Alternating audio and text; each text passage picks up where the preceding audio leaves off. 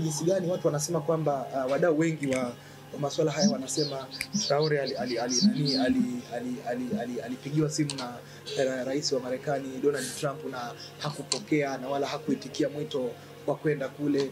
Baadaye akapigiwa na rais Putin rais wa Russia Putin, akaenda kule na watu wanauliza kwa nini hakwenda Marekani, alikwenda Urusi. Nadhani hili liko wazi. Unapokuwa rais unakuwa una vyombo vya ulinzi na usalama, na mkumbuke kwamba Ibrahim Traore ni askari tena wa cheo cha captain. Kwa hiyo ana intelligence kubwa, anatumia intelligence zote mbili. Anatumia military intelligence na intelligence ile nyingine ambayo ni general intelligence.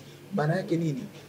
Vyombo vyake vya ulinzi na usalama vinaelewa maadui wa Burkina Faso ni kina nani na wanaweza wakapita mrengo upi.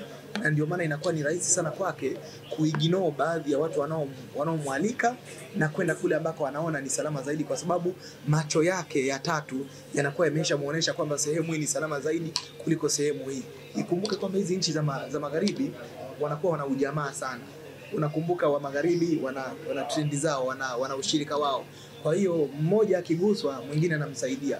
Kwa hiyo inaonekana wazi kabisa alikataa kule kwa sababu anahisi hasimu wake mkubwa, adui yake mkubwa ana ujirani na urafiki na yule. Kwa hiyo angeenda kule angeweza kudhurika kwa namna moja au nyingine. Kwa hiyo ndio maana akaopti kwenda upande wa pili ambako anapata support kubwa na kule ni salama zaidi kwa yeye. Swali zuri sana. Nadhani ni kweli sasa hivi kuna mwamko mkubwa sana kwa vijana wengi wa Kiafrika, hasa hii generation Z, Gen Z wameanza kuamka sana sasa hivi. Wameanza kuchukizwa na kile ambacho kinafanywa na viongozi wengi wasio waaminifu kwenye mataifa yao. Kwa maana gani?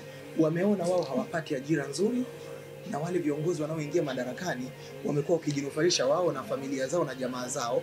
Kwa hiyo hawa vijana ambao unakuta hawana jamaa yoyote ambaye anaweza akawapeleka kwenye nchi ya ahadi, wanakuwa wanajielekeza kwa hawa viongozi ambao wanakuwa wana mapenzi na nchi yao.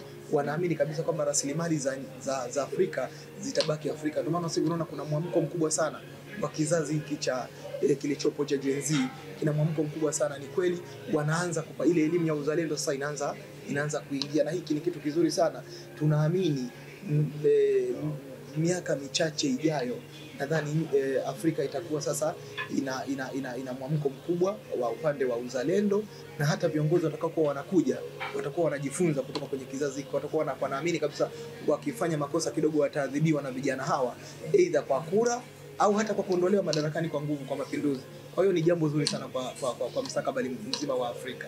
Nikianza na hili lilomaliza mwishoni kwamba nini kifanyike, mimi nadhani ni umoja tu na mshikamano ndio silaha pekee ya Afrika, kwa sababu toka waanzilishi wa mataifa haya walivyopotea kumekuwa kuna ugumu sana. Sasa hivi umoja wa Afrika naona kama haupo tena kama ule wa nyuma. Unaona hata ile pan-africanism ile imepoteza ladha yake. Maana yake nini? Kila rais anapigania tu nchi yake, haangalii kwa mwenzangu kuna nini na tutashirikiana vipi.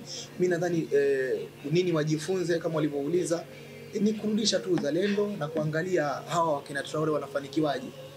Ukishaangalia Traore amefanikiwaje na kama Magufuli alifanikiwaje na wengine wanafanikiwaje wanaofanya vizuri. Tukichukulia mfano wa Traore ambaye ni kijana mdogo sana wa miaka 37 tu, anawaprove wrong marais wakubwa wana miaka 50 60. Kuna wengine mpaka wana miaka 70. Kama kuna rais wa nchi fulani sitaki kumsema ni mzee, ana zaidi ya miaka 35 madarakani. Wengine wana miaka 30 madarakani, lakini anachokifanya kijana mdogo ambaye anaweza kawa ni mjukuu wao anawaprove wrong. Kwa hiyo wanatakiwa wajifunze, warudishe uzalendo ambao tuliachiwa na wazee wetu. Manake ni jambo la kusikitisha sana, kwa sababu leo hii wakina Kwame Nkrumah, wakina Patrice Lumumba wakifufuka wakaja wakaona kinachofanyika kwenye nchi zao, wanaweza wakafa tena tu kwa kiwewe kile cha kwamba nchi walizoziacha sio hizi.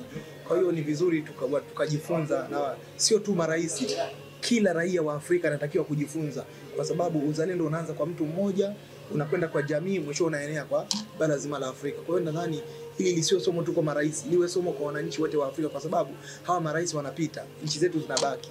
Leo tukisema hawa marais wajifunze, wakipita ina maana wanaokuja na wenyewe waje wafanye makosa. Kwa ina maana ni raia wote wa Afrika wajifunze kwa hao wanaofanya vizuri. Maana yake hata hao wakipita, basi tuendelee kupata marais, hata kama ni vijana, hata kama ni wazee waliokuwa bora, wanaozingatia uzalendo na kuweka umoja ule wa Afrika uliokuwa imara, ili baadaye ikiwezekana tutimize hata zile ndoto za kuwa na nchi moja. Yaani hii Afrika iwe nchi moja. Hapo ndio tutaweza kuwadhibiti hao watu wa magharibi wanaokuja tu na kutaka kupora rasilimali zetu sisi Afrika. Tukishikamana hawataweza kufanya lolote. Angalia, ni umoja na mshikamano si tu wa mataifa moja moja, bali ni umoja na mshikamano wa bara zima la Afrika, ili baadaye ikiwezekana tuje kuwa na umoja wa Afrika ambao ni nchi moja, ikiwezekana hata iwe na rais mmoja, iwe na fedha moja. Haya mengine yabaki tu kuwa ni majimbo. Nadhani itakuwa tumetimiza ndoto nzuri ya wazee wetu, na tutakuwa na Afrika yenye nguvu sana, ambayo kwa rasilimali tulizonazo na uhakika kabisa tutaiongoza dunia, kwa sababu tutakuwa tuna nguvu. Hayo mataifa mengine yote yatakuwa yanakuja kuomba misaada kwenye nchi ya Afrika.